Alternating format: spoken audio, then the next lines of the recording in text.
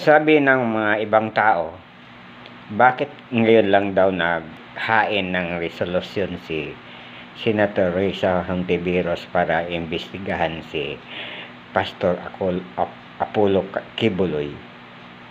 Siyempre, ngayon lang naman may nagreklamo na na mga tao na para nagreklamo at nagsumbong kay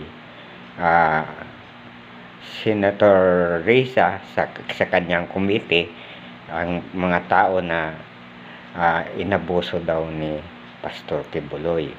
Bakit naman, sabi ng kanyang abogado ni Pastor Kibuloy, itong mga kaso na ito, mga recycle lang to hindi ito recycle.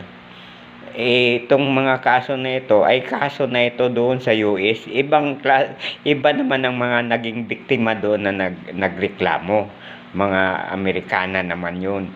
Ngayon, iba na, parehong mga kaso, pero iba naman ang mga complainant dito, mga Pinoy naman.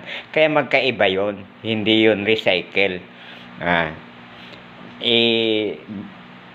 Iyan, bakit pa raw isinabay doon sa SMNI? Ngayon lang may nagreklamo Alam nga naman na noong panahon kasi si Pastor Kibuloy, takot lahat magreklamo Alam mo naman natin na kaibigan niya ni Presidente Rodrigo Duterte at pinaprotektahan niya yan. Sino ba ang maglakas loob na may magreklamo? Baka mamaya matukhang lang sila. Yan yun.